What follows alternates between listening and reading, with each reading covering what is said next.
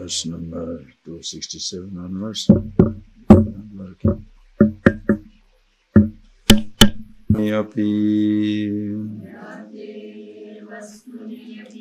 Valavati Vasananadirasha Karta Bhoktapi Ahamiti Drudha Yasya Samsara Hetu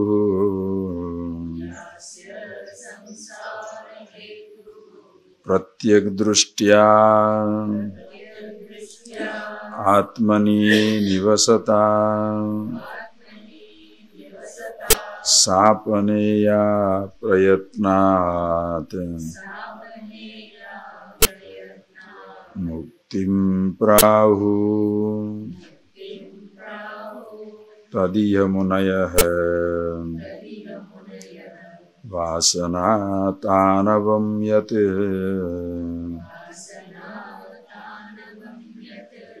Aham Mametiyo Bhavahem Dehakshadavanatmani Adhyaso yam nirastabhyahem Vidusha swatmanishtaya.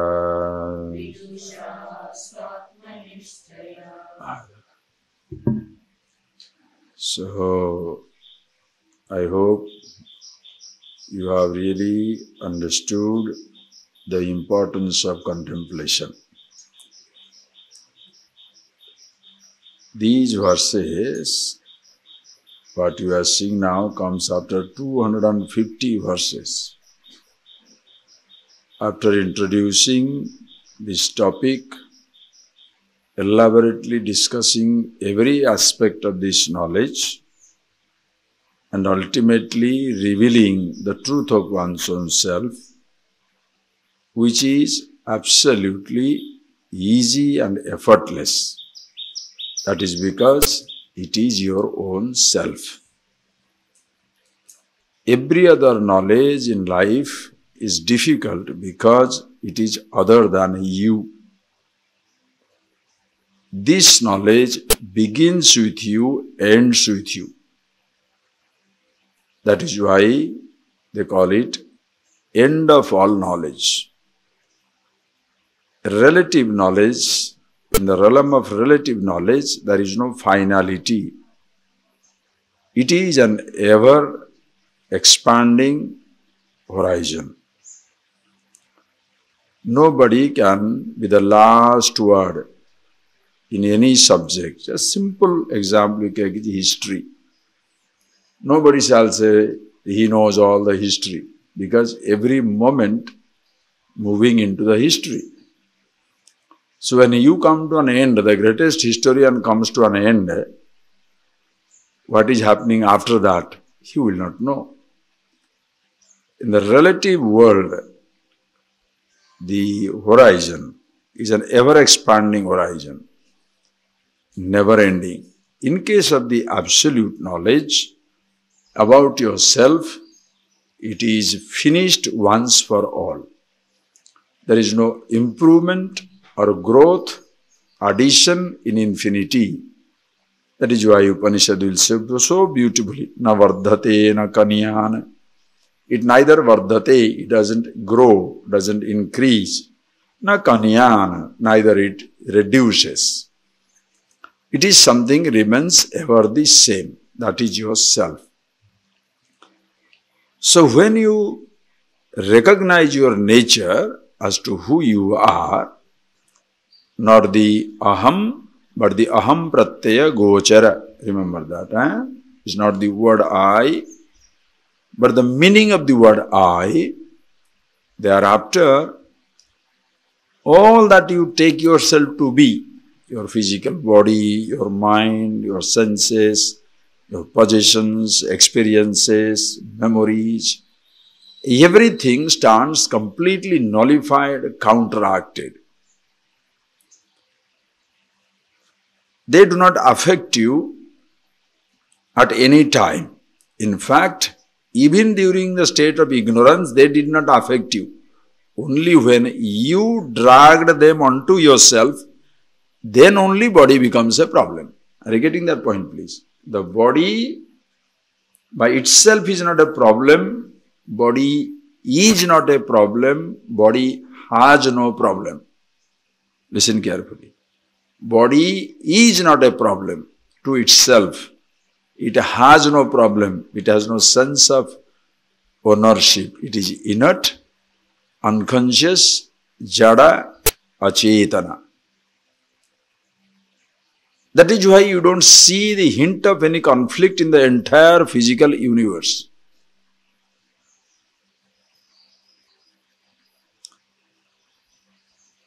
That is, body is never afraid of death, change, mortality. I am afraid of death. I am afraid of change.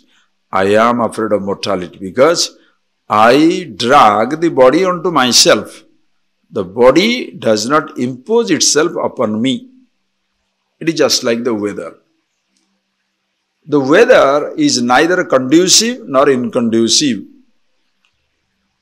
The morning is neither glorious nor inglorious to itself. An onlooker. When I come to perceive this creation, then only my interpretation begins. Beautiful morning. Very inconvenient weather. Very hot, cool. It is interpretation of the individual. The weather to itself is neither a blessing or a curse. Because inert, jada. Jadatvat, it is something inert. Drushyatvat, it is also seen. Itself is not a seer, unconscious. Therefore, by itself, your physical body, sense organs of action, thoughts, nothing is a problem.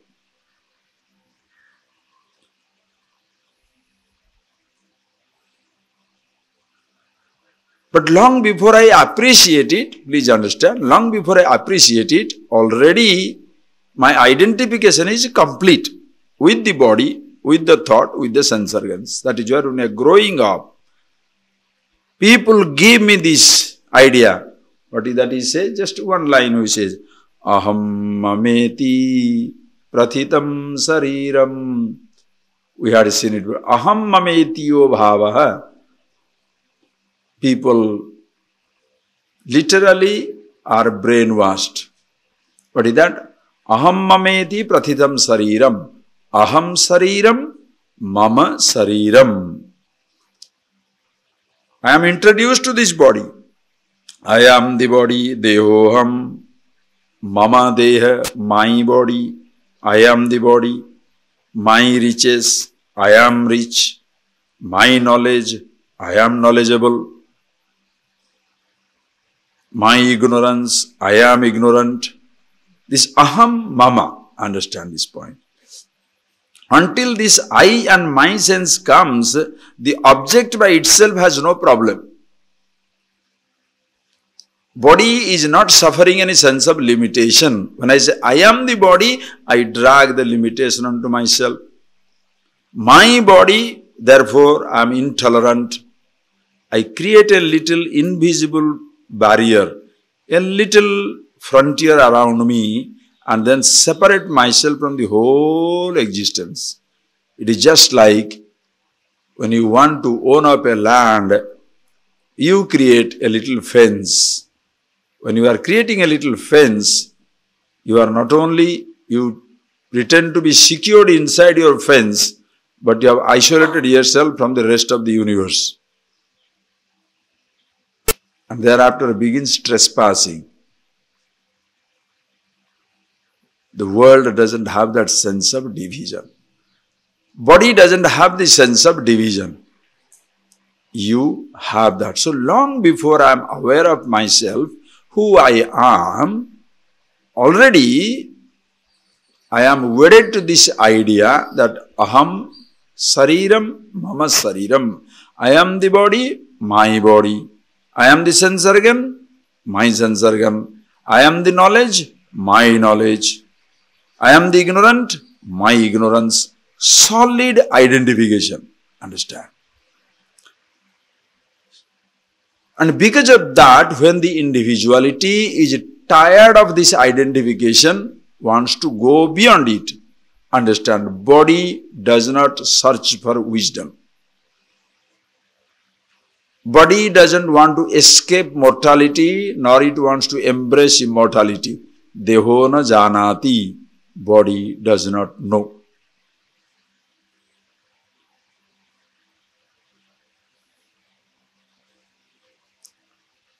It is like you're parking the car in the shade. Do you park the car on the shade because car is going to feel hot?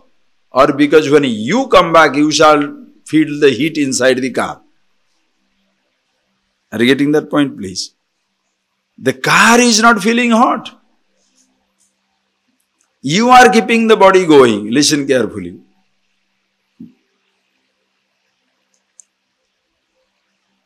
So all the time, identifying the physical body with the mind as I and my, so many problems have been created in life. And after some time, I am tired. Individuality gets tired. How long? How long to take care of this body which cannot be protected? How long to keep the sense organs going when you cannot prevent aging? How long can you deal with people when the people are not prepared to change? Slowly you get tired of everything in life. And that time the I looks for the solution. Body doesn't look for solution. The sense organs don't look to escape any type of addiction. Understand? Body is not addicted. Sense organs don't get addicted. I am addicted to a sweet, drugs, alcohol, food, sex, pleasures, any type of sensation.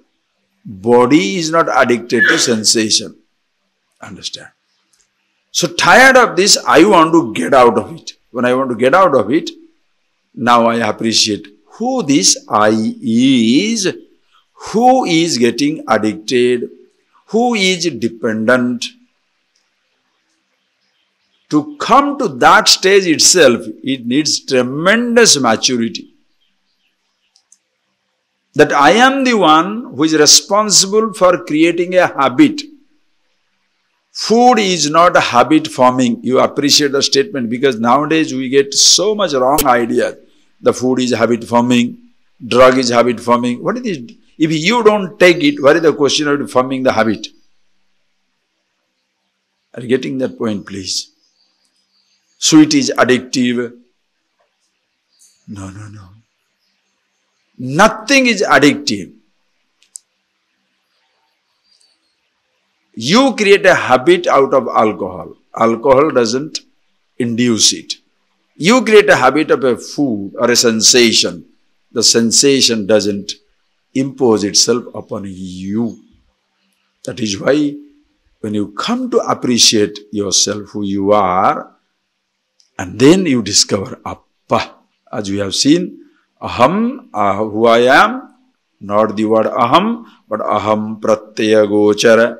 I am not the word I, but the meaning of the word I, which is other than the three bodies, Avastatraya Shakshi, witness of three states, witness of the waking dream deep sleep, other than the Panchakoshas, other than the gross body, subtle body, causal body. And that sense of being doesn't depend upon a name for its existence. And that way, the whole universe is a nameless existence. Nothing has a name until you give one.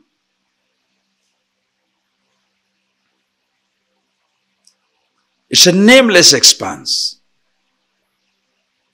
And that is what I am. And the source of happiness, any moment of contentment, that is myself. And me being what it is, Sat, ever existent. Trikalepi tishtati, that is existing in all the three periods of time. It was in childhood, that is where you get into your anubhava. It was in childhood, it is in youth, it is in old age. If it has survived the childhood, the youth and the old age of the body, it shall survive the end of the body. Immortal, Sat, ever existent. That is myself. Having seen it, now you are free. No more I get affected by anything. When you are relaxed, now he says, that one you must see again and again, consciously abide in yourself, because you have been unconsciously moving out into the objective world for the longest time. 20 years, 30 years, 40 years, 50 years, 60 years, as long as you have lived. Unconsciously you have moved into the physical bodies and organs and the world. Now consciously you must abide in yourself and consciously express yourself in the physical body, mind and the world level. Why? Because we saw that. Jnate vastuni api valavati vasana anadi resa. Vasana valavati. Impressions are extremely strong, potent, very powerful. Appreciate. Jnate vastuni api, even though somebody knows the truth about himself, habitual thoughts completely churn the mind. Before you are aware, already thoughts have overtaken, and before you are aware, you are expressing it at the level of the body, either as a speech or as an action. Appreciate. This is where you can very clearly appreciate how you are overtaken by unconscious anger, unconscious hatred, unconscious jealousy, unconscious inferiority, superiority complexes. You can see it clearly happening to you. Even though in the moments of sanity, your meditation, when you are being conscious, you are discussing this, recognizing this, you are very, very calm, collected and conscious. At that time, every speech you give is deliberate. Every act you undertake is deliberate. And therefore, you can accept everything as it is. Certain times, by habit, you listen to a word and it triggers a thought. Completely triggers. Why? Because by habit, you have been heavily reactive in life. And as usual, nobody ever questions, why am I reacting? Everybody questions why the fellow is talking like that. Are you getting that point? Our approach to solution is not from me. Our approach to solution is, why the persons are talking like that? Hey, you can't stop them from talking, but you can stop from reacting. The reaction is in your hand. Other person's speech or action is not under your control. You can't say, why this smallpox virus? You create your immune system. You can't make this world free from every germ. If you destroy all the germ, not only bad boys will go, benign ones also will die. You have no business. What you do? You develop your immune system. But long before I come to see this point as to why am I reacting, always my approach has been, why are they talking like that? Why are they doing like that? So everybody is always busy correcting people. That is why all the people in their lives or in the religions, so-called religions called New Age, Old Age, many of the theologies are full of Upadesh. Advice, advice, advice.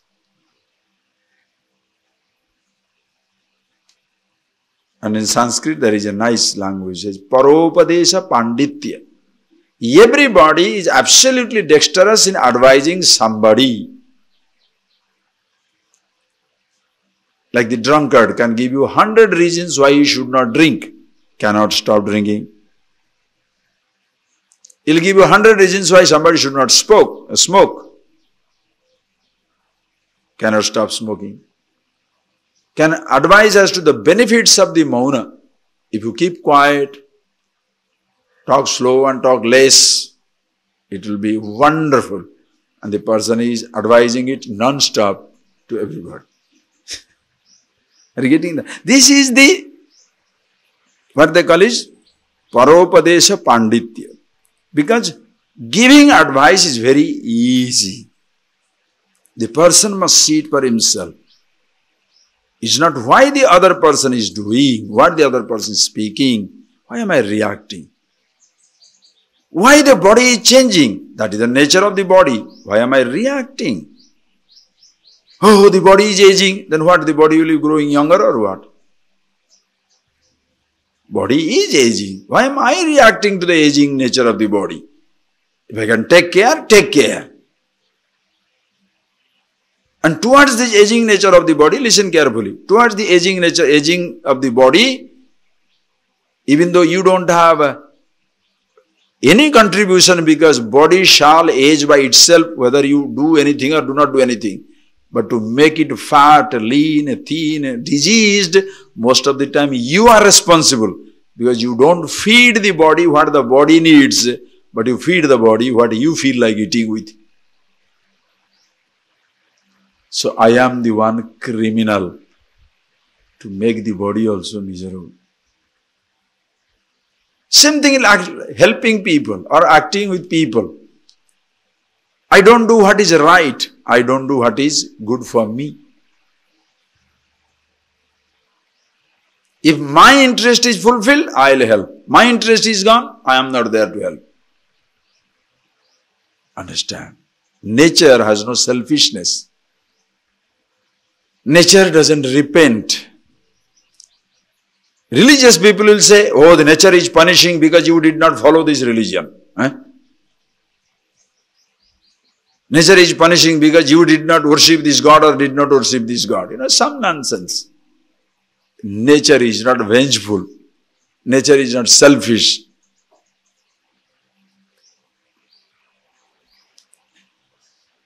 The air blows everywhere. Whether you are a believer, non-believer. You accept, do not accept. Anything. It makes no difference. Spring comes everywhere. It's not that there is a criminal, therefore I won't go there. There is no such stuff. It passes. It depends how we use it. Physical body also is like that. Mind also is like that. So when I appreciate, hey, I am the truth, I am the absolute, even though I see it by habit. Understand?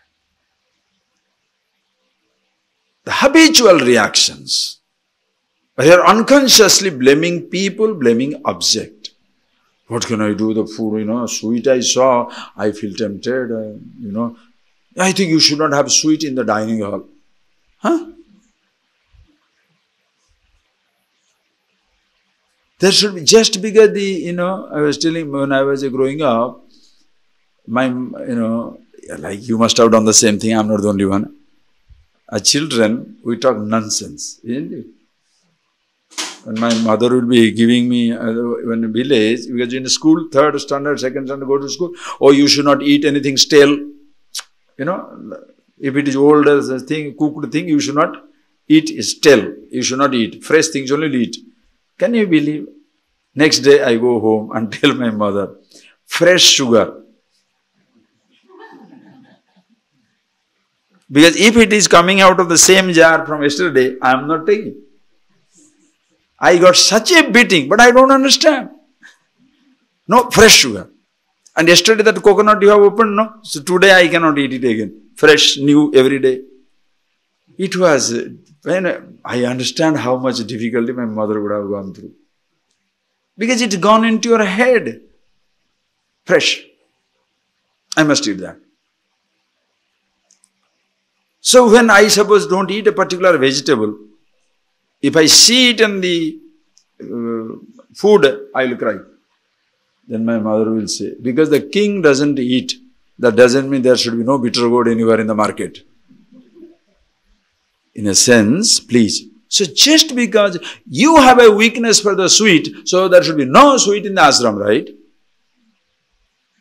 Because you have a weakness for something, now imagine, whatever everybody has the weakness for, that something should not exist. Do you know what will happen? Everybody will disappear.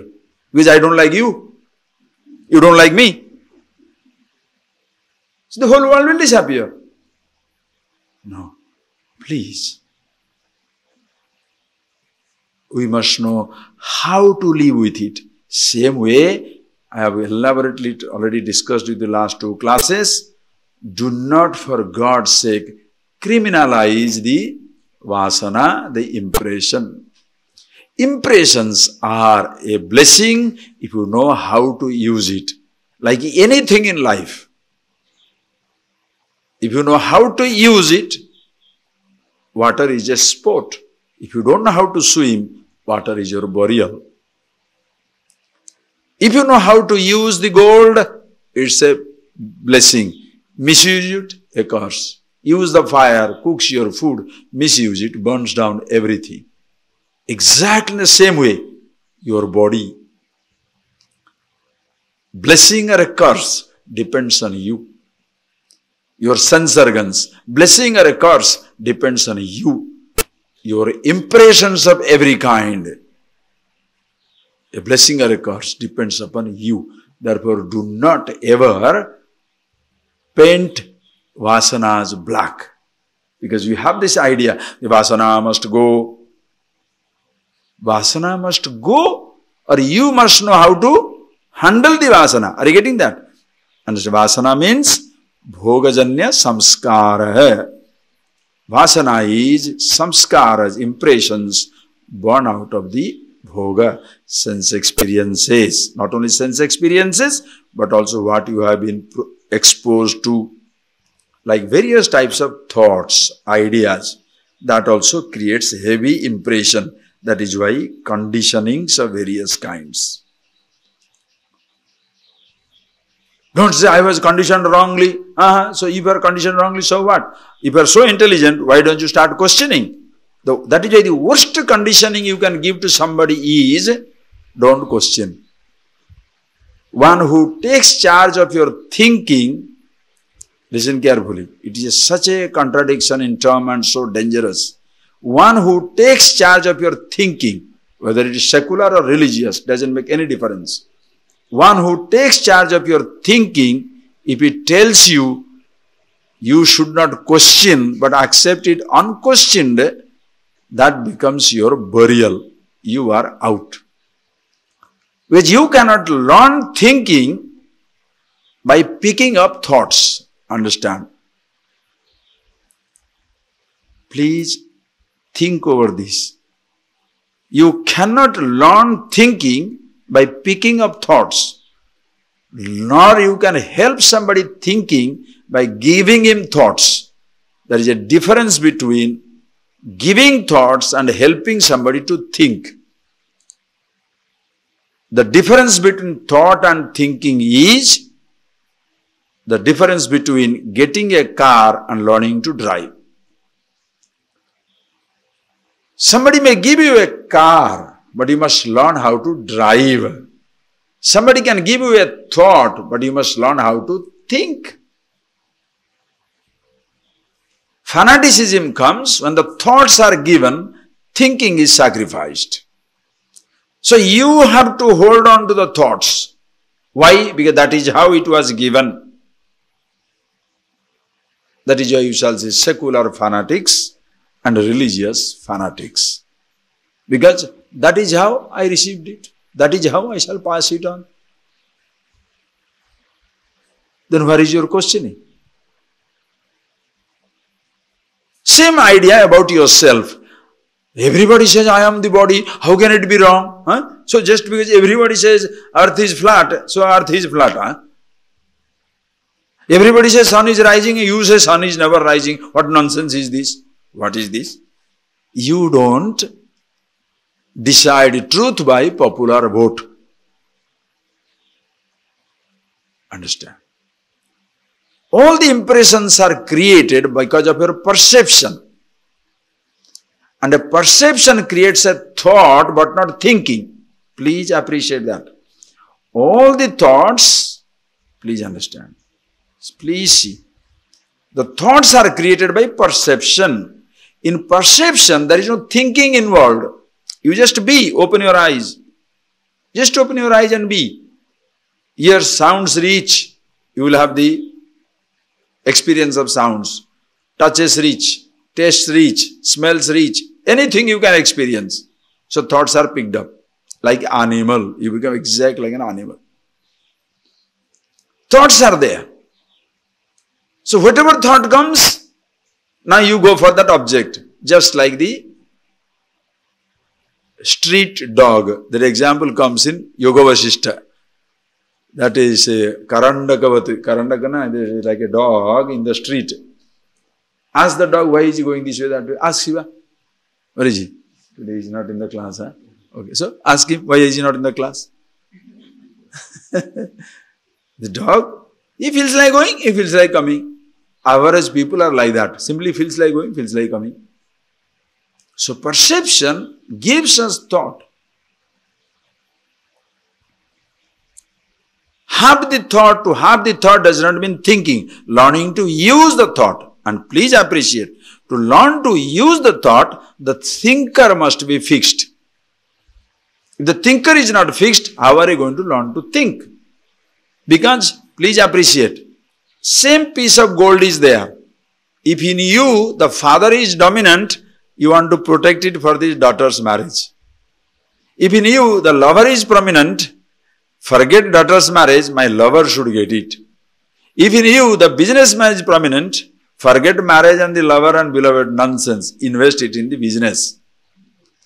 If you are a thief, you don't care that somebody is going to lose it for his daughter's marriage or lover or beloved or business. I take it and I go. See? The same object. How many reactions? Who is reacting? Depends who is inside you. That is why all our decisions are so messed up. Because who is deciding? Not the actor that you are free from every roles. The actor gets biased, prejudiced by the role, and the role overtakes in every decision. If the role decides, are you getting that?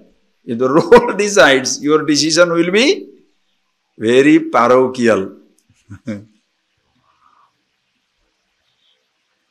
Understand? It is like a person helping you out because he has got a motive behind it. If you come to me, if you follow my philosophy, if you follow my politics, if you follow my thing, then I'll help you.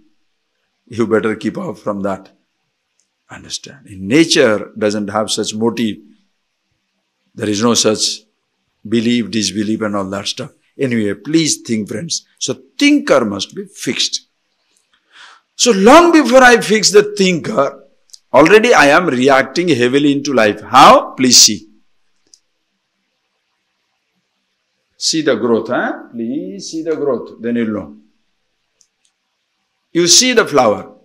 First day, you see the flower. Just a perception of your childhood. Just think of it. As a baby, you are growing up, you saw the flower. When you saw the flower, naturally there is a sensation. Ah, so colorful, so nice. These are all subjective. Not everybody has the same thinking.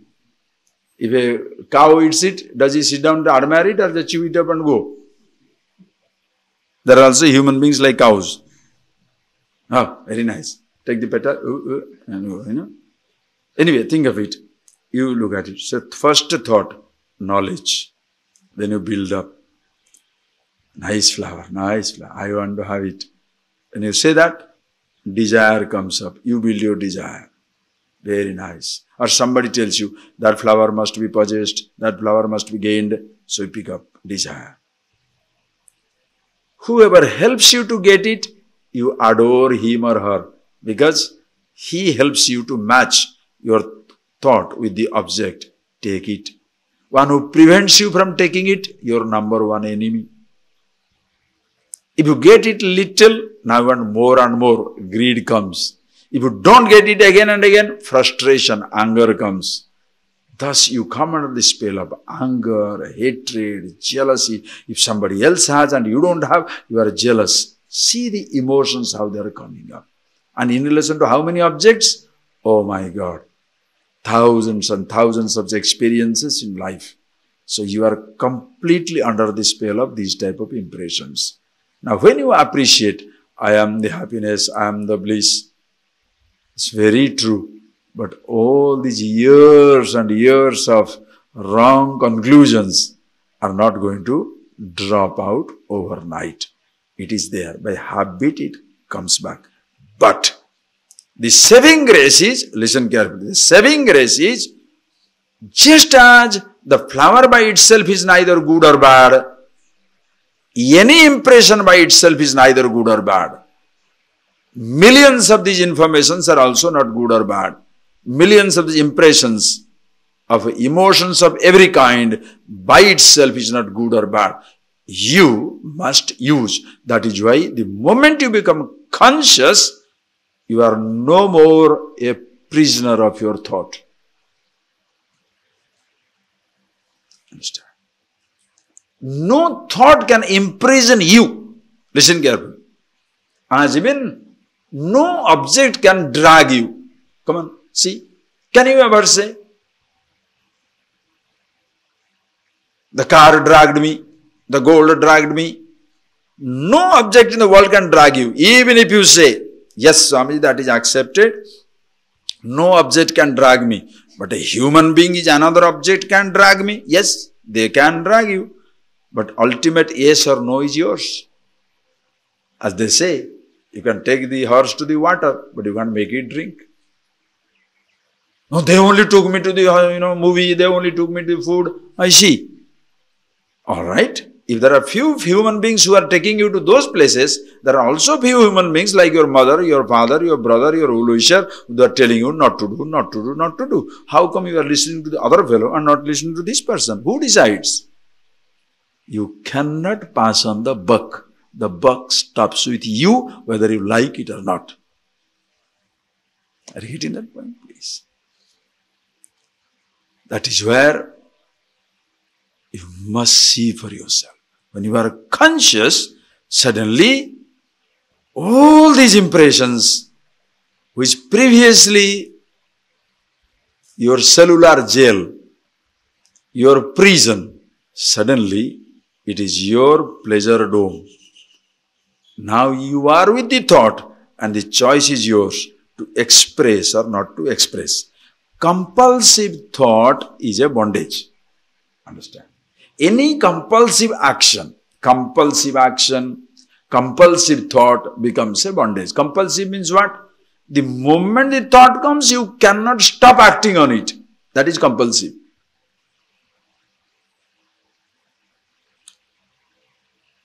A person who is alcoholic, smoker means what? Thought of the smoke comes, he immediately drags a bidi. He can't keep quiet. People are compulsive speaker. They cannot stop, they cannot keep quiet. They must speak. Whatever the thought comes, immediately it must be spoken to. He starts giving, pieces of his mind to so many people, suddenly left with no peace of mind. No mind is left, mindless, useless fellow. Why? Whatever he feels like, imagine. Can you see the difference? Ask yourself the question, do I function consciously or unconsciously? Unconscious action means habitual action. Your reactions are beyond you. Before you know, you are already spoken. Before you know, you have already acted. That is why they say, work in a hurry, repent in leisure, right? Act in a hurry or something and repent in leisure. Because the person, unconscious behavior. So even after understanding the truth for yourself, chances are, certain times, you may be overwhelmed by your thought. In case it happens, in order to prevent it from happening, consciously abide in yourself. That is where comes your meditation. And do not, for God's sake, criminalize your impressions. Don't say, vasanas are wrong. Vasanas are not wrong. That is a hugely mistaken statement. So many wrong vasanas, I don't know how to get out of it. Hey, why should you get out of it? As long as you don't use it, does it matter if it's there? See, listen. Possessing a gun in your house is a problem, or shooting somebody is a problem. Suppose you don't shoot anybody. Does anybody know you have a gun? Just think of it. If you don't shoot somebody, does anybody know you have a gun? If you don't show your anger, does anybody know you have anger in you? And is there anybody who doesn't have all possibilities of emotions in him? Are you getting that? Human being means all possible emotions will be there. Appreciate. The difference between the wise and the otherwise is, both are in full possession of all emotions. When one knows how to use it, others don't know how to use it. It's the only difference. Both have physical bodies. Both have the sense organs. Both have the thoughts of every kind. As much naughty and stupid thought you have, that much naughty and stupid thought he also has. But only difference is, one knows how to use it, where to stop. Other person doesn't know how to use it, where to stop, where to begin. None of these things, because unconscious activity. Are you getting that? Therefore, you are consciously observing yourself. And by chance, sometimes you lose track. If you can catch at the level of the thought itself, fantastic. If you cannot, at least catch at the level of your speech or action. If you cannot catch at the level of your speech and action, at least catch it when the result is coming. Just take an example. A thought is coming, heavily reactions are coming. Why that fellow talk to me like that? He should not be doing like that. Now say, overreacting. All right, that's true. Let this person say so. Am I like this? No, I am the absolute. Counteract at thought level. No problem. But suppose you are already, your mind is going crazy, and now the tongue is going crazy to speak it out. At least hold your tongue. No. Walk away from that place. Don't speak. Do you know why? Because as long as it is in your level of your thought, there shall be no chain reaction. But the moment you speak, the other person will start reacting. Are you getting that? The chain reaction begins. You speak, he speaks. You speak, he speaks. That is why, if you want to cut the chain, who should stop? Average person's expectation is, he should stop. Why? Mine will be the last word. If you want to really cut the chain, you stop. If you yourself can't keep your speech under control, how do you expect the other man to stop because you want him to stop? It doesn't work. Stop it. Finish. Walk out.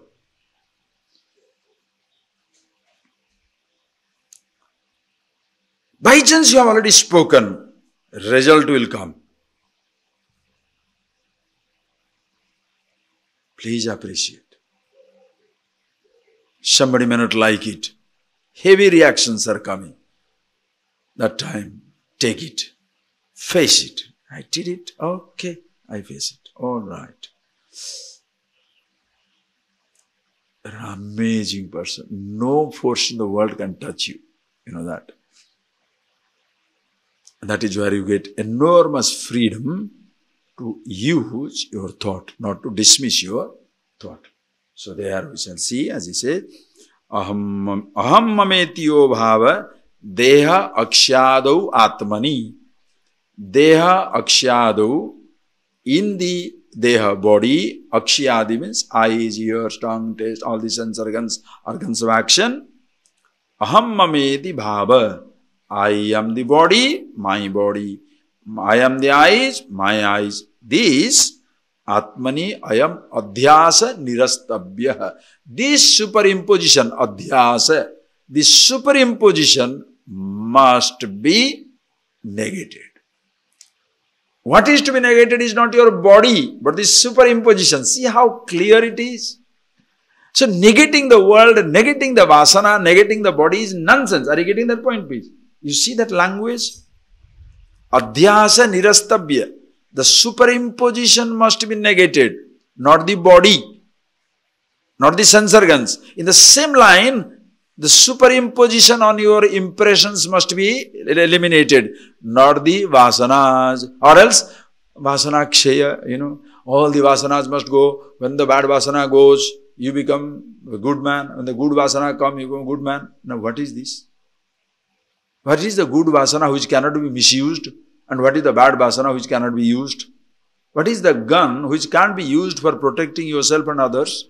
And what is that best food which can be used to kill yourself?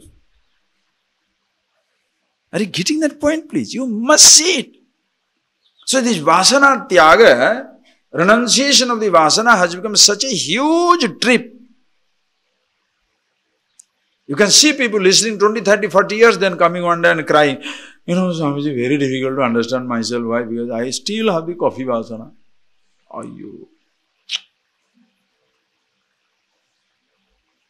This is known as the unverified thought planted in the head. This is where you destroy people. Wrong conditioning. These thoughts must go. Instead of I must go, the thoughts must go. You understand the point?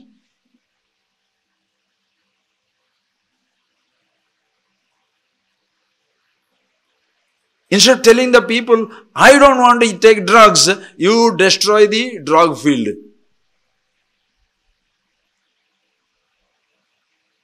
Even any leaf, suppose it has got certain intoxicating thing, it has got also some medical qualities.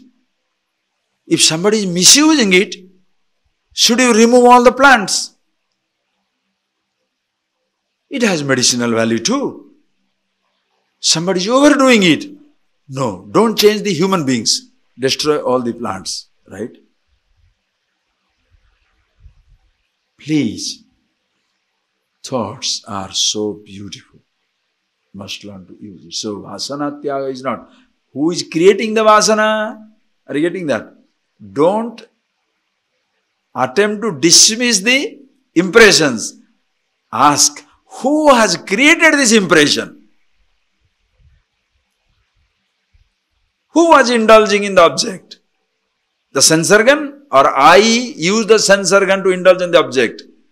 Therefore, now, shall I remove the eye also? Learn to use the eye.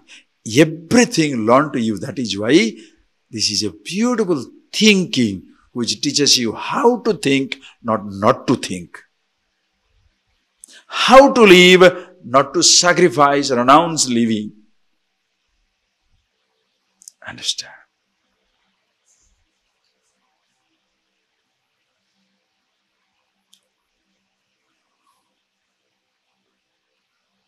Please see that point. You must learn how to live with this creation, not to negate it. Same thing in yourself. Okay, I've introduced this. Now let us go to. So what shall I do further? Gyantva swam pratyagatmanam buddhi tadvrutti shakshinam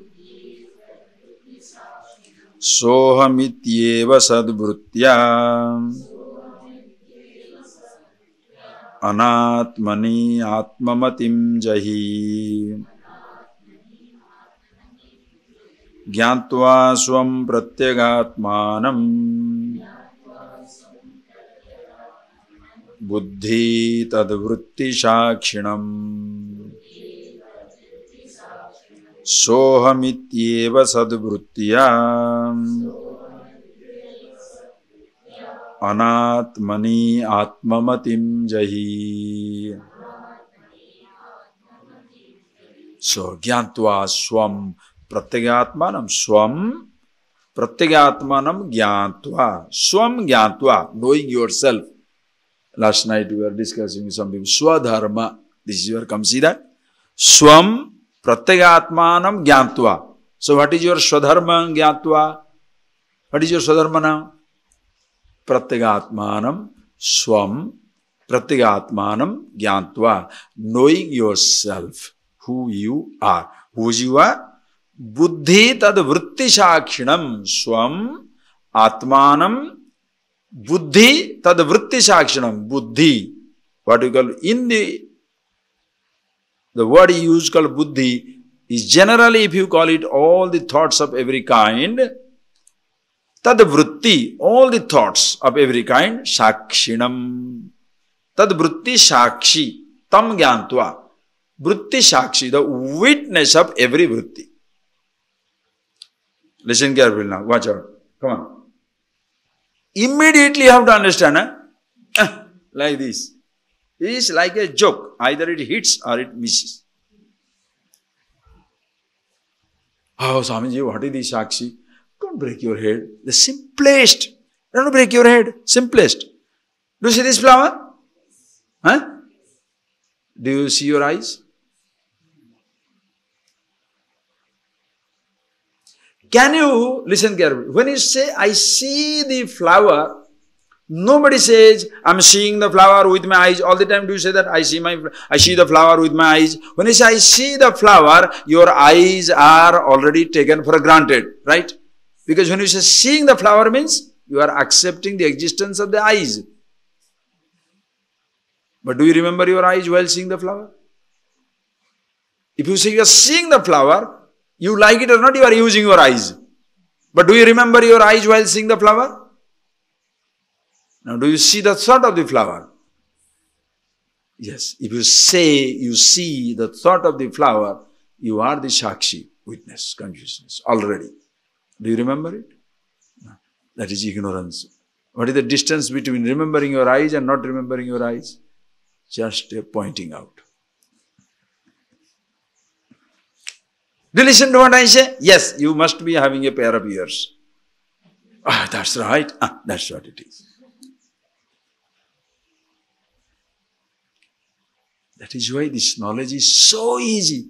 Susukham kartum rajavidya. King of knowledge. Why? Knowing the knower.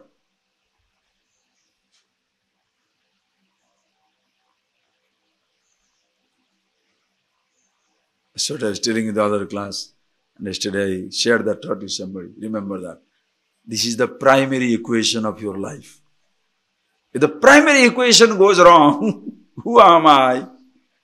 Thereafter every equation is wrong. Complicated, complicated, complicated, complicated, complicated. Not wrong. It is complicated. Because I am gone. Now, father, mother, brother, sister, husband, wife, you don't know which one is who. Complete mix-up. You understand? You have seen a bundle of thread nicely knotted up. How nice it is. Have you ever tried to open one? Knotted bundle of threads? Oh, what do you do after some time? Cut, cut, cut. Doesn't matter, some is lost because, headache. It is so cut up. Right? Human personality is like that. Completely like it. Knotted up. As a husband problem, wife problem, man problem, woman problem, brother problem, sister problem, rich man, poor man, old man, young man. How many roles you have got? Everything is knotted up. Why? The I is not fixed. The primary equation has got wrong.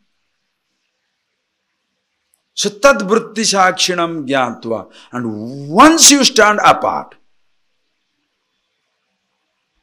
listen, standing apart is not an injunction.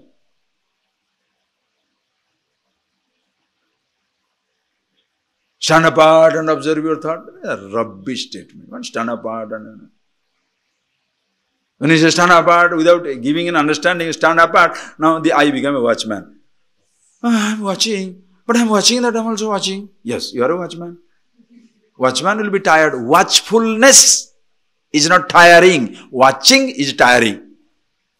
Meditation is not tiring. Meditating is tiring. Because you are making a job out of nonsense. Are you getting that? Love is not tiring. Loving somebody is tiring. Why? Because you have to look at the moods. Your mood, other person's mood. What a headache. Love. Watchfulness. Watching is tiring.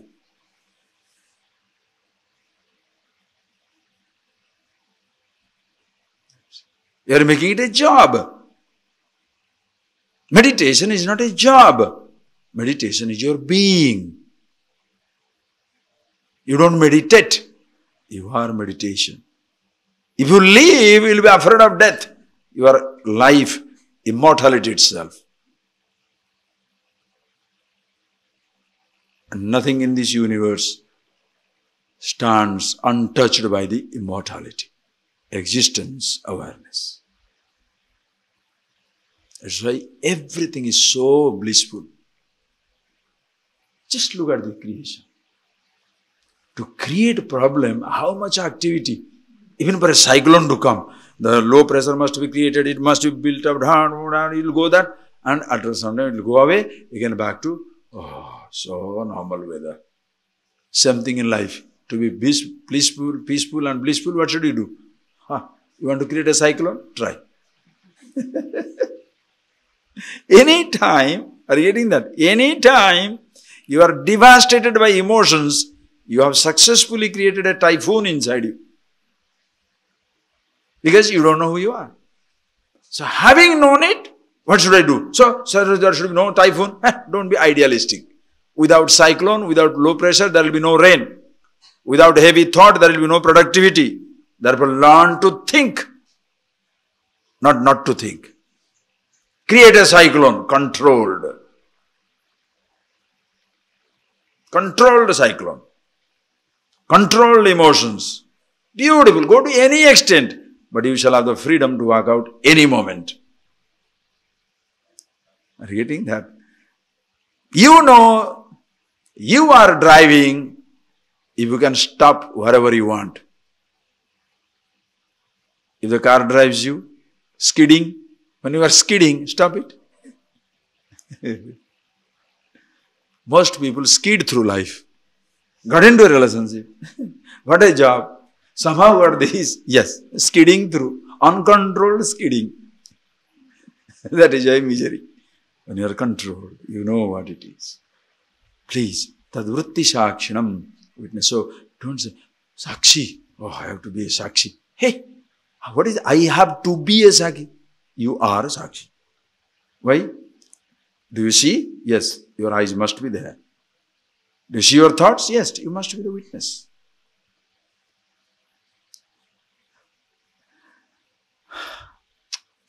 If you don't understand, I don't know. Okay? Soham, that identity is myself. So that Sakshi, Saha, Aham, that identity is myself. Iti Vrutya, Anatmani Atmamatim Jahi. Soham, I am that. With that idea, Atmamatim, Anatmani, in the Anatma, in the body, mind, all these thoughts and other things, Atmamati Jahi. Give up that idea that I am this body, mind. Being yourself,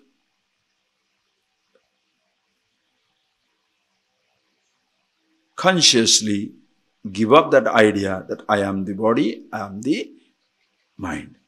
How to do it? Just see. To taste something, you take something and place it on your tongue. The taste is instantaneous. But you lose yourself in taste. Forget the tongue.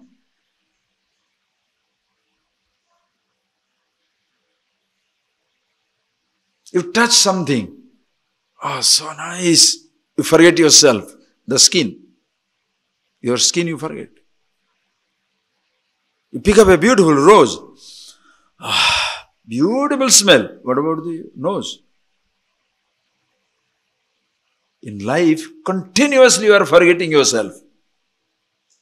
Is lost in the exotic perceptions and memories of all kinds.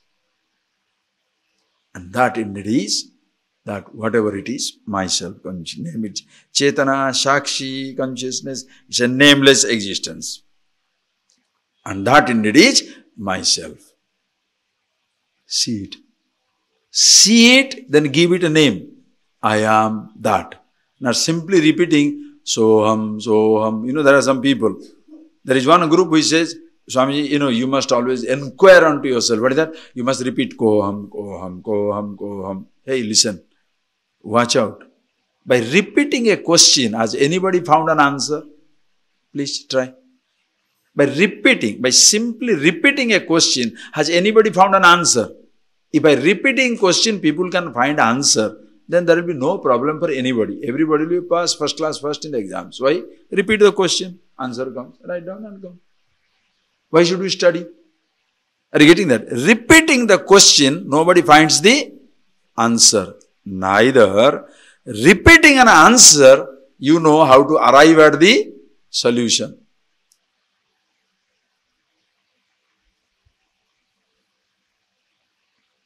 What is Einstein's theory of relativity? Who doesn't know? Any idiot from the school, anybody knows that. E is equal to mc square. Arrive? How?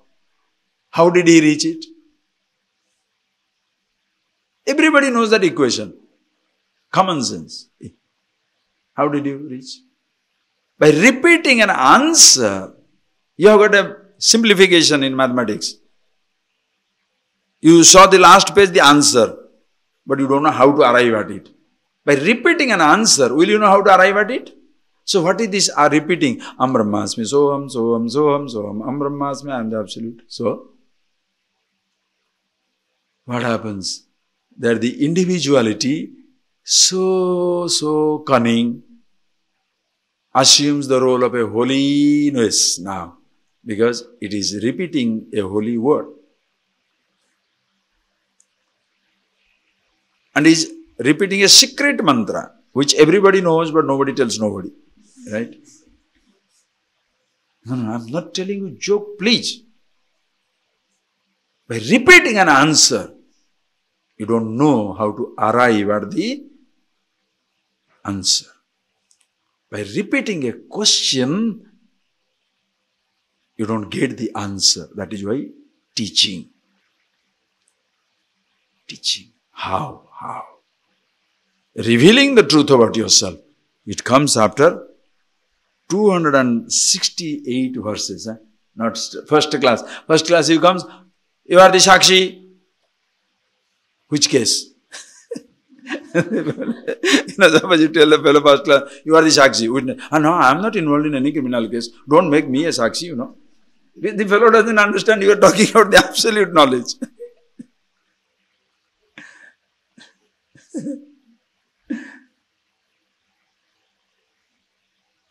Please. So pick it up. See the effortlessness of this wisdom. Okay? I've been told this, then further he says, then next. What all things I should be careful? He talks. Lokanuvartanam tyaktva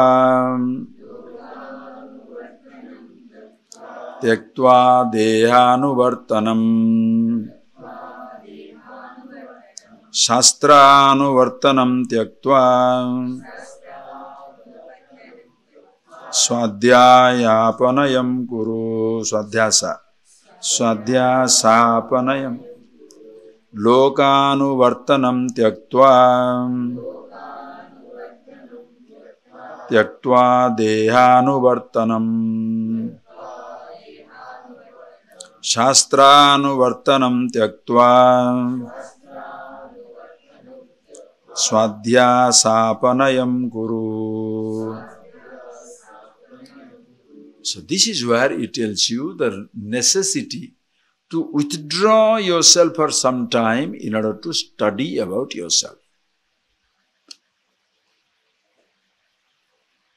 As children, while growing up in life, naturally you have to be with everybody, everything.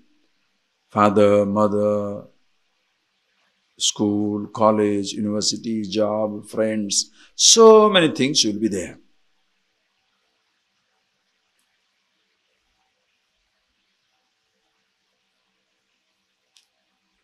And therefore you cannot escape your strong identity with immediate family, with your immediate experience, education and whatnot.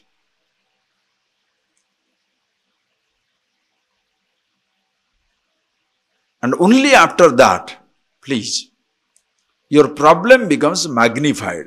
To the extent you develop a solid individuality, to that extent you get into problems in life.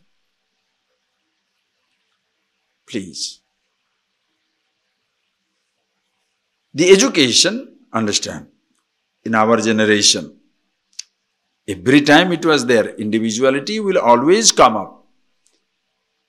But there is when an ordinary person, your individuality is not that strong. Because the identity, what you are identifying with is not that powerful. It's like this. When you identify yourself the position of the president of a country, how do you feel? President. How do you feel when you identify with the local, your own home? Do you feel like a president? Nobody cares. The position is strong. And you drag that mighty strength towards yourself. The position is strong. Riches have power. Therefore, you say, I am rich. You get some power. Why poverty has no power? Can you say, I am very powerful poor man? You don't tell somebody, I am powerful poor man. What nonsense? There's nothing. Simply you are intellectually rich. Very well informed. You can be very arrogant. Possibility of humility is less. You are not an educated person. Oh, I don't know anything. So that doesn't mean every uneducated person is humble. Every educated person is arrogant. No. Even there are uneducated people, timur, very arrogant. I don't know. So what? You can't deal with such people. And there can be a person very highly educated, but he is very much aware of his limitation. Vidvaneva vijanati vidvajjana parishramam paripakvam. The person who is informed, wise one, he knows what it takes to be educated, what it takes to be informed, and more you know, more you discover how much you do not know. Very rare individuals, such people are very rare. So when the strong individuality comes up, life becomes messed up. Which is inevitable.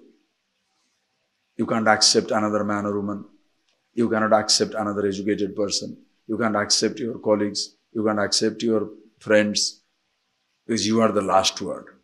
Very, very difficult. Very, very difficult to accept anybody. That time,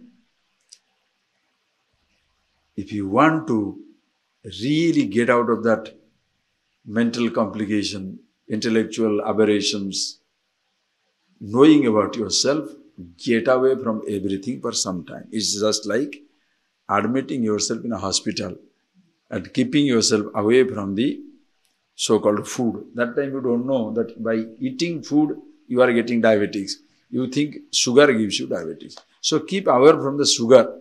Are you getting that? In a hospital, when you go, you are keeping away from the food and getting right food. Same way, previously you are thinking, why am I in so much of misery? My husband is a rogue, my wife is a rogue, my father is a rascal, my mother is useless, my friends are stupid, the job is like that, government is useless, religious are rascals, God is stupid. Everybody is responsible except you, the flawless. So, you keep the fellow, withdraw from everybody. Keep off with these idiots. Father, no. Mommy, no. Husband, no. Wife, no. Whole society, far away. Get into the cave. Meaning, a teaching. Here comes the going to a teacher. Cutting up from everything, for some time you come away. Having reached to the lonely, listen carefully, having reached the lonely spot, isolated from everybody, only being with the teacher, suddenly you discover, even though father is not there, mother is far away, childhood is far away, friends are far away, everything is far away, still you are disturbed. That means, who is disturbing you? They or your thoughts? First time you will recognize you are disturbed by your own thought. Only when you isolate yourself. Only when you isolate yourself, you know the sugar was not creating problem, you are craving for sugar. Are you getting that point? To recognize that much, to literally free the whole universe from the leash of your bondage. Freeing them from the responsibility towards your downfall is the biggest thing you can do. Never ever blame the world. Never ever blame anybody for anything.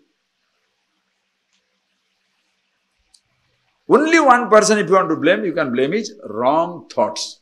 That is why this thinking comes as a premium. If somebody puts wrong ideas in your head, you shall be waylaid, sidetracked for the rest of your life.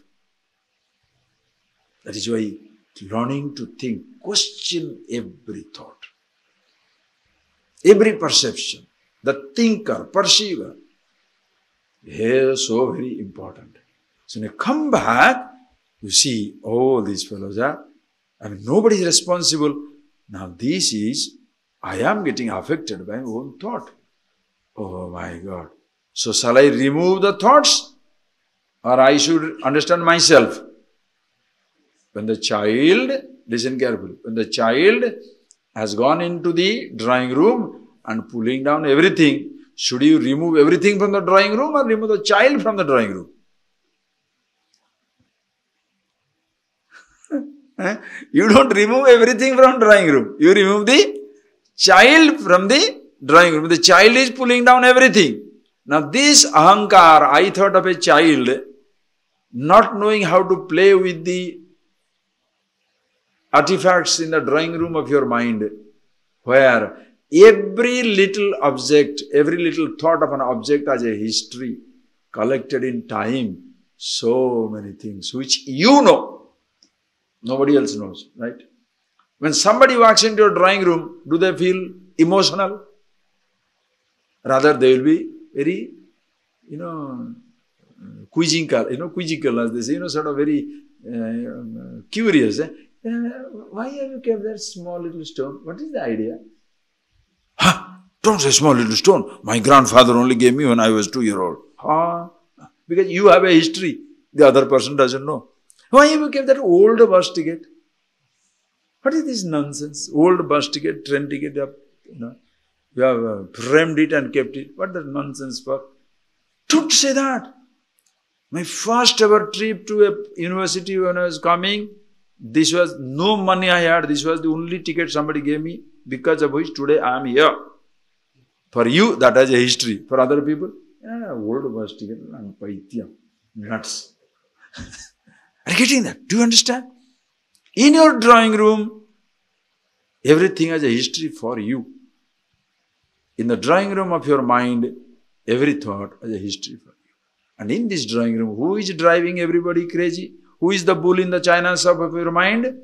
You are the bull, the I thought. Now whom should you remove? All the thoughts, Vasana must go, thoughts must go. No. Thoughts should not go. The bull must be trained. Are you getting that? The person must know about himself. That is why so much you escape. Instead of touching the right problem, about touching yourself, when you go on touching all your thoughts, you are escaping into fixing of various things and not touching the right thing. That is why so much time is wasted. 20 years I have been struggling with my mind. Nothing is happening. Nothing will happen. Don't worry. Because what is to be corrected is not your mind, but you.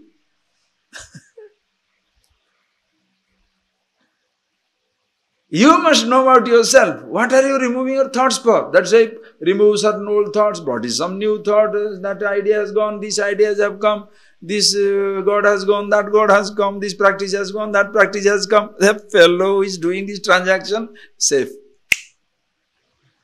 Are you getting that? I thought, that must be. And when you see for yourself, then abide there, now, doing these things. Lokanuvartanam tyaktva dehanuvartanam sastranuvartanam tyaktva swadhyasapanayam kuhu. Now these three things must be given up. These, they call it three vasana traya in tradition. Vasana traya. Deha vasana, loka vasana, sastra vasana. These impressions are very, very strong in everyone. Deha vasana, Shastra Vasana and Loka Vasana. What they call it? Putrecha, Vittecha, Shastra Vasana. You know? When you say Deha Vasana, these are the Adhyasa, Apanayam Guru. These are the superimpositions. Unconsciously, we have been deeply involved with these three things. Who has been involved? I have been involved with these three things. Individuality, Dehavasana. Dehavasana is, please listen. What is Dehavasana? Dehavasana is every sensation you are tied down to. I like this sound. Who? Ears want to listen, huh? I like to touch these things. Your skin demands it. I want to see these things. Your eyes demand it. I want to eat these things. Your tongue demands it. Your stomach demands it. I want to smell these things. Nose demands it.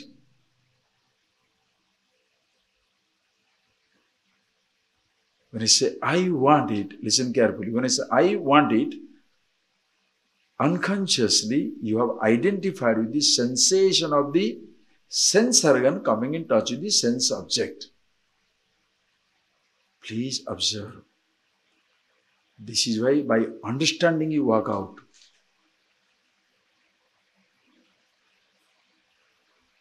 You become free just by understanding. When you place a particular food on your tongue, the taste is reported. The tongue doesn't say, I want it again. I say, I want it. Oh, so I must know myself. Nothing wrong with the tongue or the food.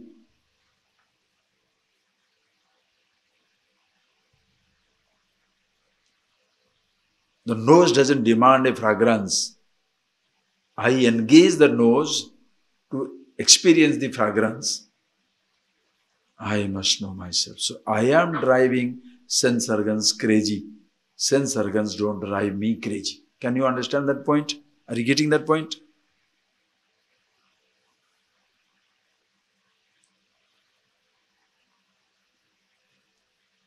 But wrong ideas have gone. That is why wrong ideas destroys.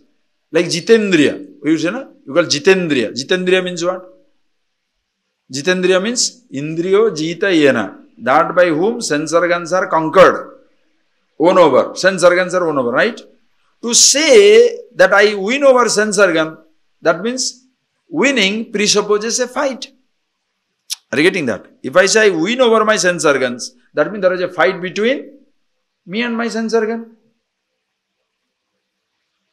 When I am winning over another country, that means we both had a fight, right? Acha, when I say I win over my sense organ, did ever sense organ fight with me? Please think for 1 second, think for yourself. Did even for a second, did your sense organ ever fight for you? You are sitting down and your sense organ says, what are you sitting here? Eyes says, take me to the beach. I want to see the ocean now. Does your sense organ demand?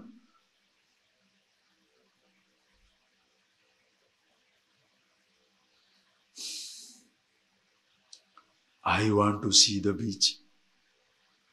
Restlessness at the thought of the mind. At the level of the thought. Body automatically gets up. You are compulsive. Or you take it. Drive 200 kilometers to the seashore. Right? So who wanted it? Sense organs?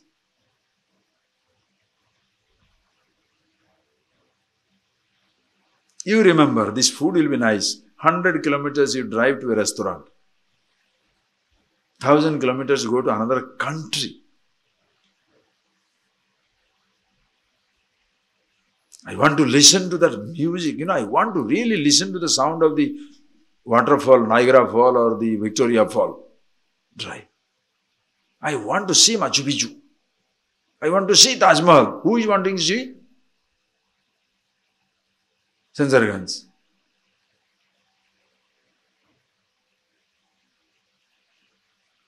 Never. So that is what you Adhyasa Panayam Guru.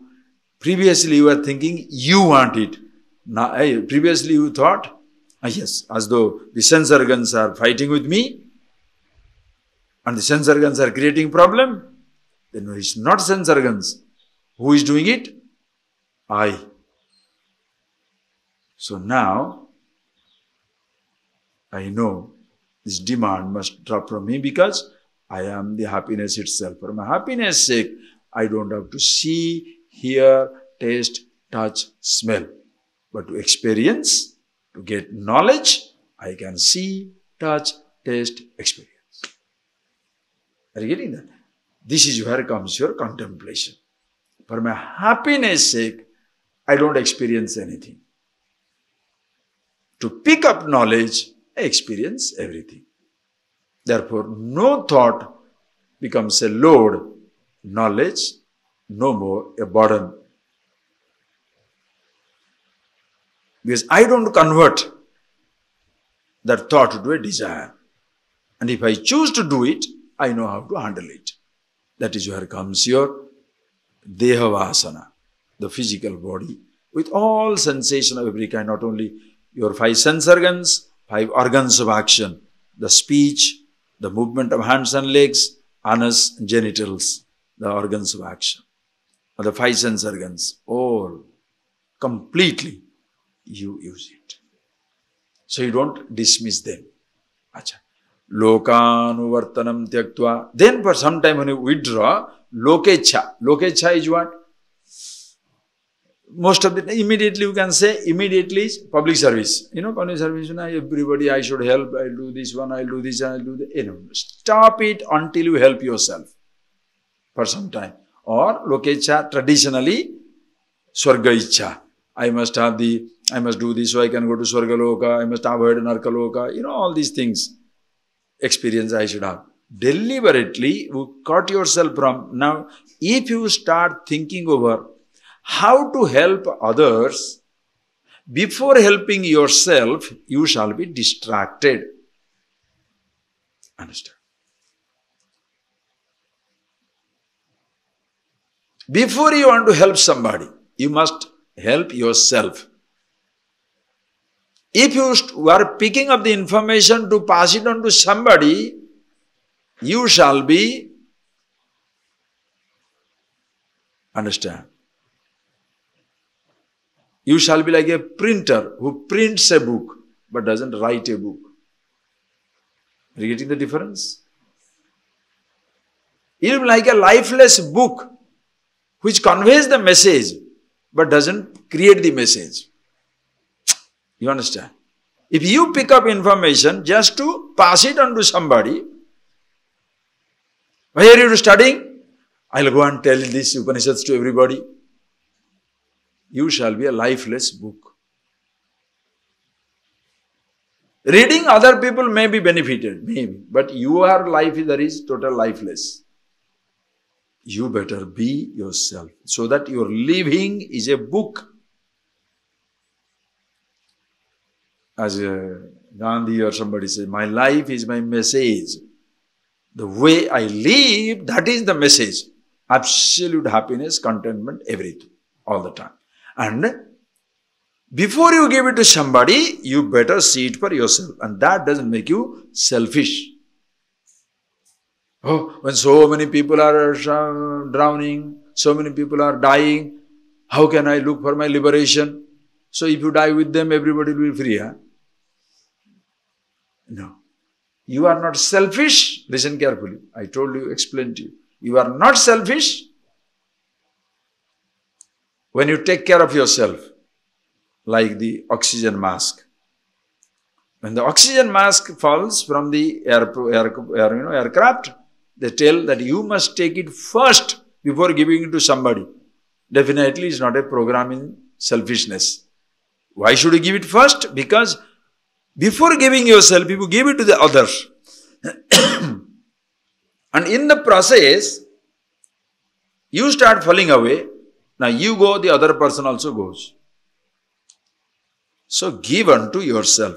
Giving unto yourself the mask is not selfish. But after you giving yourself, after you start breathing, if you allow other people to die away around you, breathless, you are a selfish person.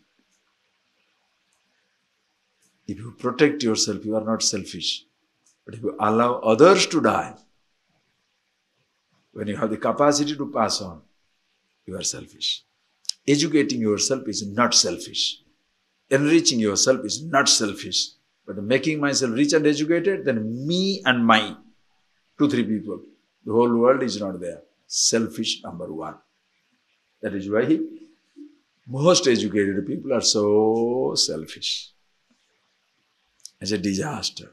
Because enormous resources wasted away on 1 or 2 people. Everybody is dying. Understand? So, going for your redemption, understanding yourself, being your free self, the freeness, the freedom that you are, is not selfish. But seeing it and not sharing it with people, that becomes selfish. But in the beginning, when you are preparing for some time, lokanuvartanam tyaktva, don't think of anybody.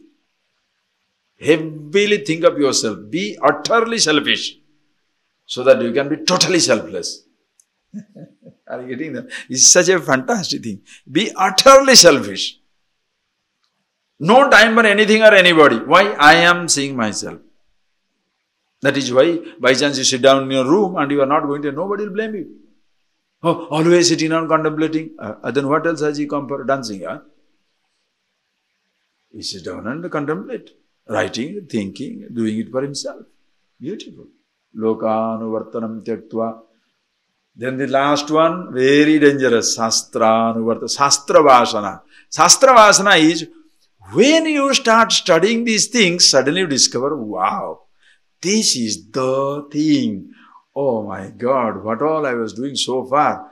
Cheh, now I must know myself. So, tattvad over now. I know myself. Now I want to read Vivekachudamani. Now I must Atmabodh.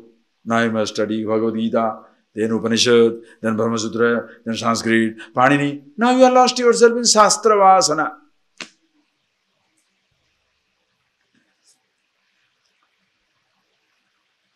And people also will come and push it into you, In this, especially in this corridor of knowledge, in the scriptural studies, you shall come across people, listen carefully, who shall try to destroy you all the time. Suppose, you studied Upanishad, this Kathopanishad, as I told you, you studied the Tattva Bodha, the beginner's book.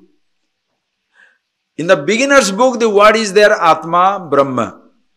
In Brahma Sutra also, the word Brahma is there. If you don't understand the word Brahman in Tattva Bodha, will you understand it in Brahma Sutra? And if you understand in Tattva Bodha, why should you study Brahma Sutra? Are you getting that point? No, you must see. I did not pick up the word garden in baby's pocket word book. I am waiting for the botany book. Garden is garden, whether it is in a baby's word book or it is in the botany book. Garden. Do you understand the word garden? Do you understand the word Atma, Aham? Atma kaha, Stula Sukshma Karana Saryat Vyatirikta, Panchakosa Sanne, Avastha Sakshi, Sachidananda Rupa Sanne, existing other than three bodies, three avasthas, Panchakosha, existing as Sat, Chit, Ananda. Tattva, definition. If you don't understand it, will you understand any other book? Right. And if you understand, then somebody comes and says, so, what are you doing? We're studying Tattva, finished Vivekachudamani. Have you read Bhagavad Gita? Why? So they want to plant an idea into your head as though if you don't read Bhagavad Gita, you have not read anything. What? The fellow also swallows the bet. True, I am not read Bhagavad Gita. Swamiji, can I read Bhagavad Gita? What will you get more? Some other descriptions you will get. Don't worry. But truth you are not that Bhagavad, bigger book, bigger truth. Huh? Brahma Sutra, mighty truth. Tattva, kutti truth. Is it like that? The same word in same thing. No, you must see that. This is a Shastra Vasana. Some people engage themselves in studies, endless studies. Why? I'm studying, preparing. No living. Preparing. And you understand? There's some people preparing for life, but never living. How nice. Preparing for life. But now I'm finished my graduation, then post-graduation, a PhD, then postdoctoral, then a triple doctoral. Man, where is shop? Where is your life?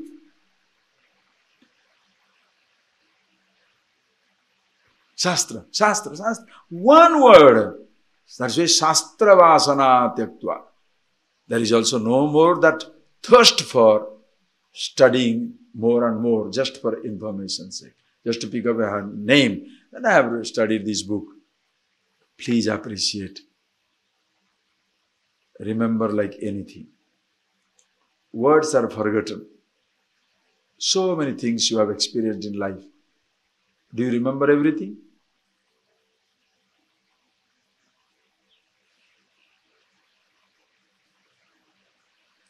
These books also will be forgotten. But you cannot forget yourself. And that is why more important, contemplate. Be yourself. Every word, you see it. So, Sadhyasa Apanayam Guru, seeing it. Remove not your... So, don't dismiss scriptures. Don't dismiss society. Don't dismiss your body. But no more imposing or dragging that body or all these desires onto yourself. Be with yourself. Okay? Having thought, next verse, please. Lokavasanaya janto Sanstravasanaya piche Dehavasanaya jnanam Yathavatnaiva jayate. So same thing, we have explained it here now. Lokavasanaya, Sastravasanaya, Dehavasanaya, Jnanam yathavat na jayate. The knowledge is never clear if these three things are there. Jnanam naiva jayate. Because what happens? Who has this obsession? Listen carefully. As long as this I, the individuality, existing, obsessed with information, more obsessed with information than with himself. More obsessed with passing on the information than being himself. More obsessed with having sensations of physical body or the world for happiness than being with himself. That long the person cannot understand the truth. Are you getting that point, please? So what he tells is, you remove your obsession, adhyasa. Are you getting that point, please? Why people don't understand? Because the I, please, is so very subtle.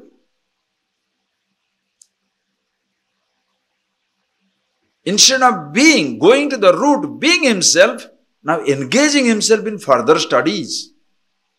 Engaging himself in helping others. Or engaging himself in doing something and thereby being happy. No. For your happiness, for your being who you are, you cannot do anything. If you understand that, then which activity you should engage yourself, you decide. What books you should study, you decide. What all things you should experience, you decide. But first, be free. Are you getting that? Be happy. Be the happiness itself. Be the truth yourself. Or else, read the next verse. Sansara kara gruha moksha micho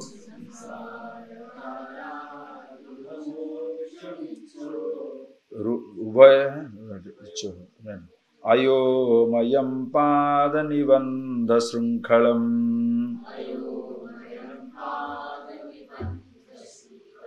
vadanti tadgya patuvasanatrayam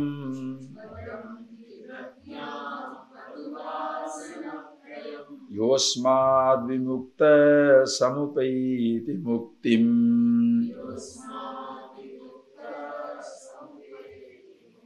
sansara kara gruha moksha micho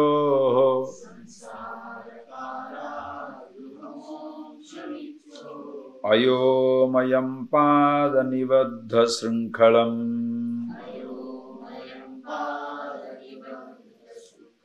vadanti tadgya patuvasanatrayam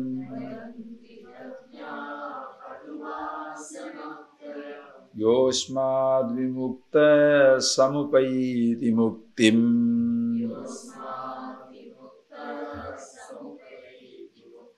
Beautiful verses, beautiful verses.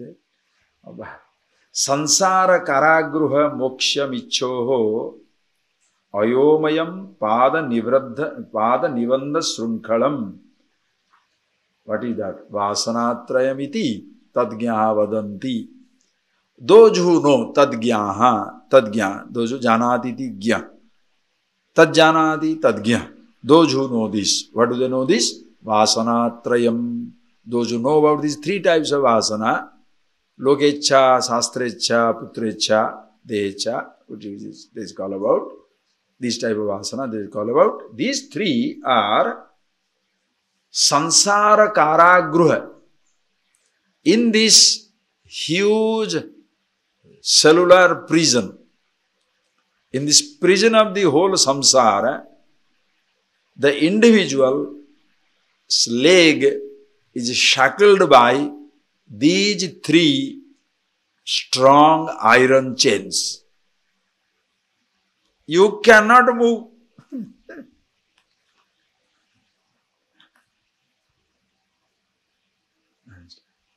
And who has put these chains around you? Of course, others have contributed, but you have unconsciously accepted and tied it down further. Are you getting that point, please? Don't say that you have bound yourself. No, no child binds himself. The child has no sense of freedom. Neither the child has sense of bondage like animal. That is why this Pashu in Sanskrit known as Vimukta, Pashunam Pati, Shiva. All the Pashus, the animals are known as the Vimukta. Why? Totally free. Why? No sense of bondage. You think our Shiva has any sense of bondage? Our dog, peacocks, if you put them into bondage, they say they are not bondage. Stupid. That's why you shouldn't put them bound. Poor things getting out and eating up, that's a trouble. Anyway, think. Animals have no sense of bondage, no sense of freedom. If the animal knows, if the bird knows he is free, he should not be living and dying on the same tree. He should go around the world flying. Understand? Not he has a sense of bondage, that life is limited. There is no such thing. Human beings are trained to be bound because the parental influence, societal influence, cultural influence, religious indoctrination, political indoctrination, by all these type of things, the person has so many ideas about himself. And that is why the person wants what? I want to experience everything. Why? So that I can be happy. Dehecha. I should be the most powerful fellow. Lokecha. I should know everything. Shastrecha.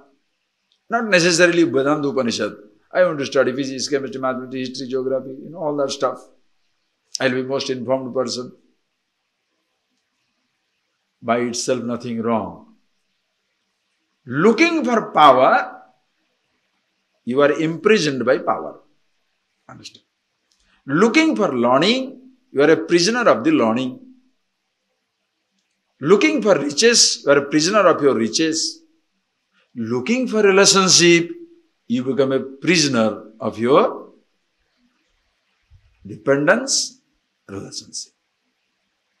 So samsara karaguru, are you getting that? So this in the samsara, it looks like the person is imprisoned by what? These patu vasanatrayam, ayo srunkhala, these iron shackles. These three, the person takes upon himself. Yo asmad vimukta saupaiti muktim.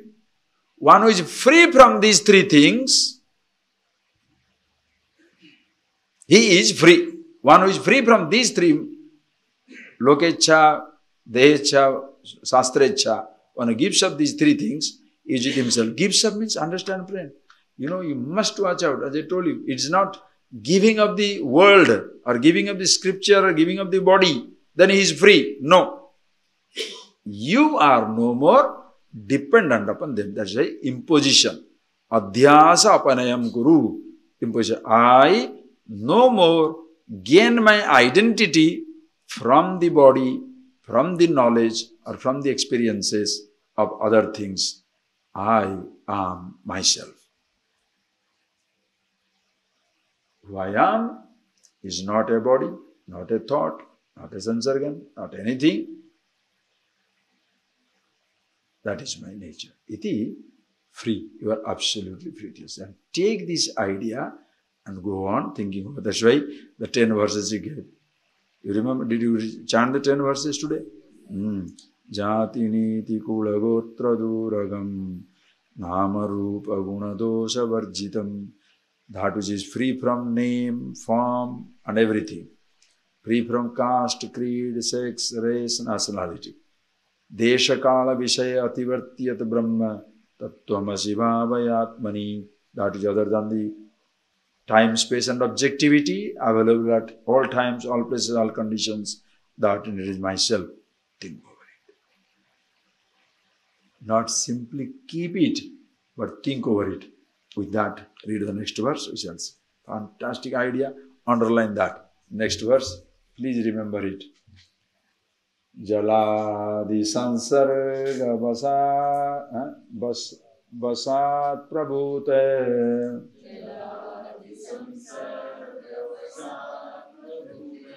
durganda dhuta garudibhya vasana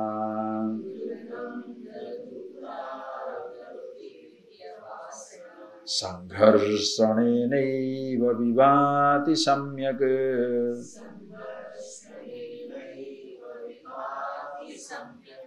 viduyamane sativaya gandhe.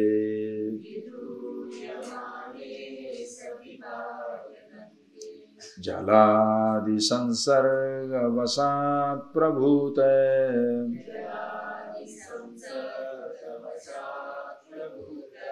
durganda dhuta garudibhya vasana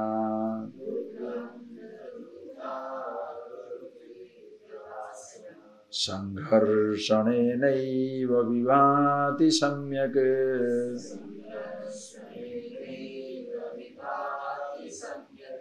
viduyamane sativaya gandhe.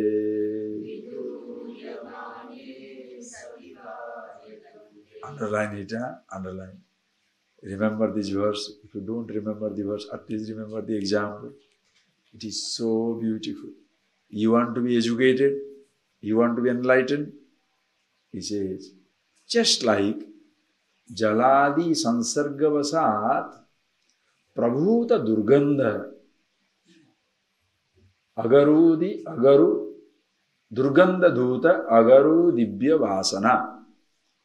Agaru, like Chandana, sandal. Let's take this example, a sandal.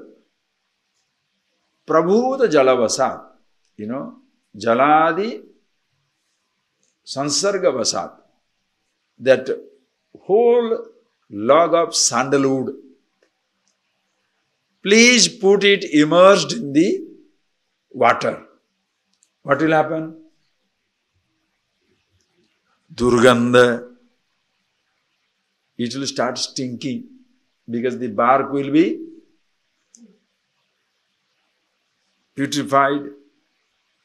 The muddy, dirty, rotten smell will come out of the sandalwood. Okay? Sangharshanadeva vibhati samyak. The same sandalwood you take and put little water and sangharshana. Go on rubbing it on a stone. What happens? Dibya vasana. Divine fragrance comes out of it. Soaked in the water, even the sandal stinks. Rubbed in the water, the fragrance comes out. Soaked in information, individual stinks. Rubbed with information, individual divine fragrance. Are you getting that point?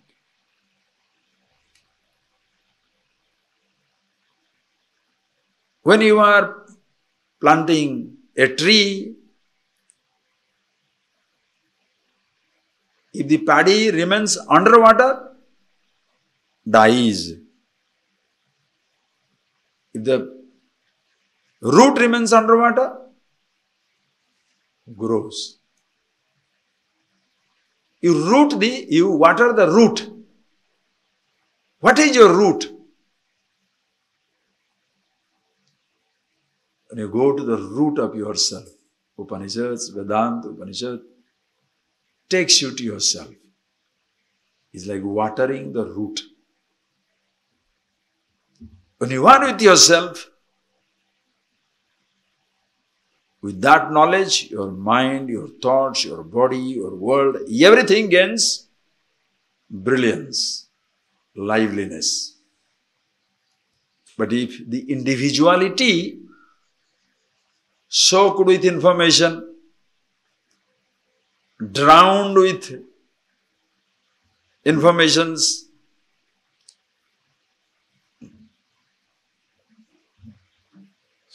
surrounded by holy objects, engaging itself with various practices, it only stinks. But when it rubs, you pick up an idea and contemplate. Are you getting that point? When you contemplate that idea, you become the source of the idea. If you pick up an idea, you will forget the idea. Ignorant man will be left behind. Ignorant I picks up an idea, pretends to be informed for some time. Idea is forgotten, again looks for something. Are you getting that point? Do you understand what I am talking? The individuality picks up an idea, pretends to be very informed. Idea forgotten. Now searching for new idea. But when you pick up an idea and see the truth of it, that you are the source, thereafter, you are always alive.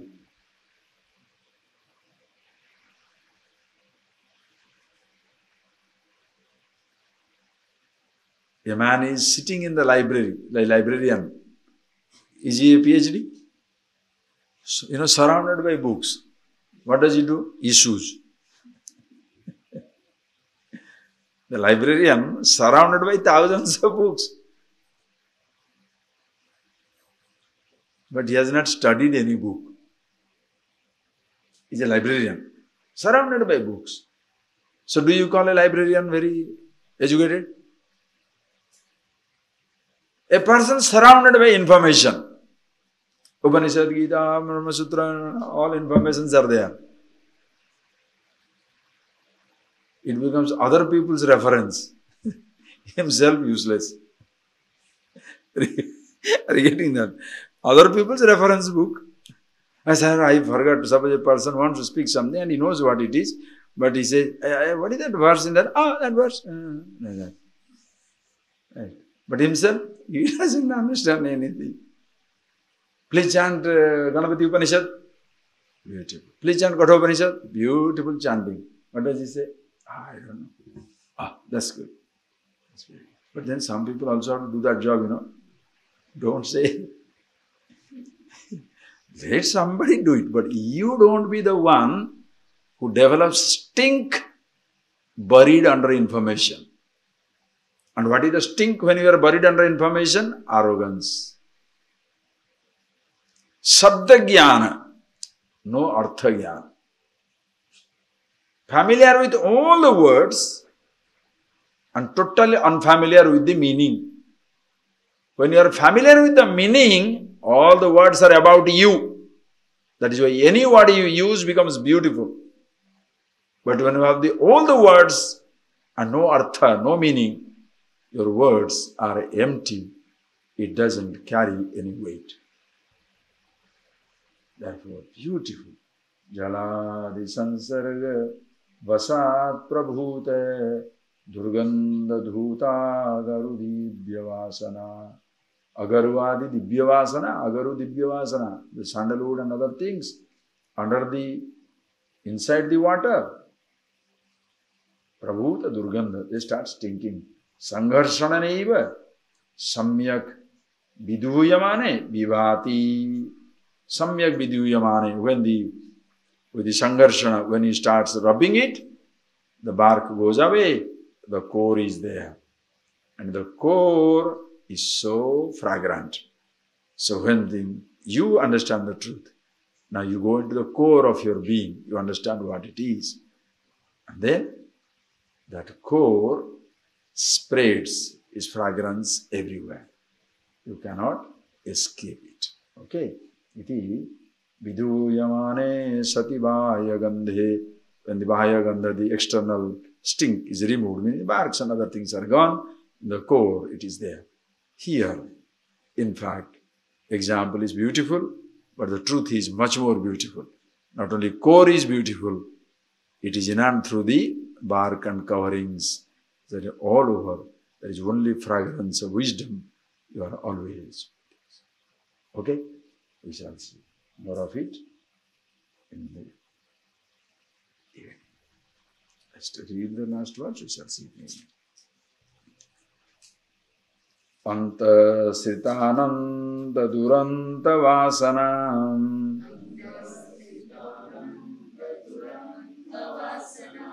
dhulir vilipta paramatma vasanam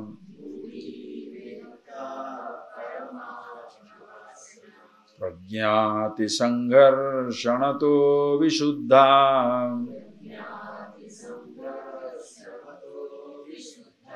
pratiyate chandana gandhavat sputam antasritananta duranta vasana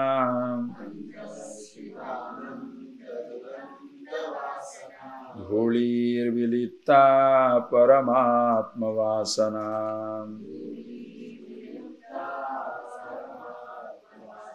prajnati sangharshanato vishuddha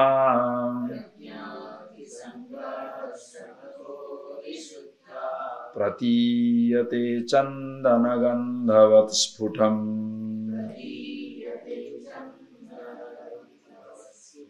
Because the example is connected, I'll finish it up. It's so beautiful. So just like beautiful agaru, like sandalwood,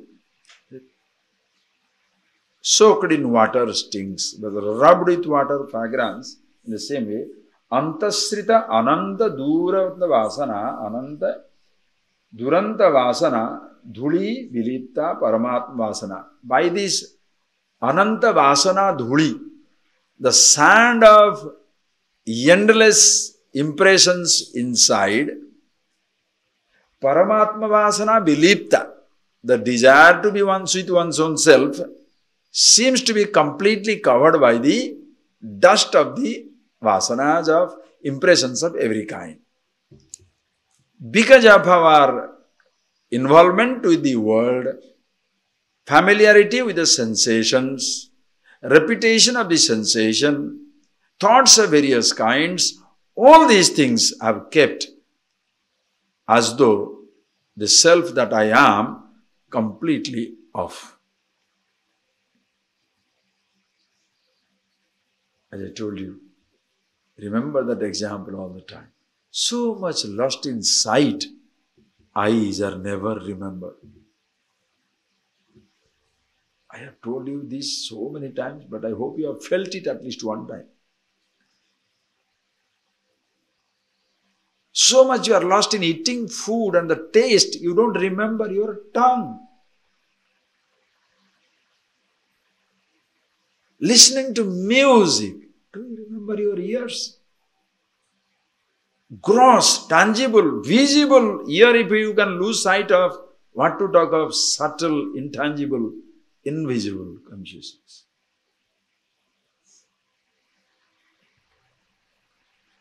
But can you really miss consciousness? Because the moment you say you are seeing, as if eyes are there, the moment you say you are seeing, your eyes are there, object is there, thought is there, you are there.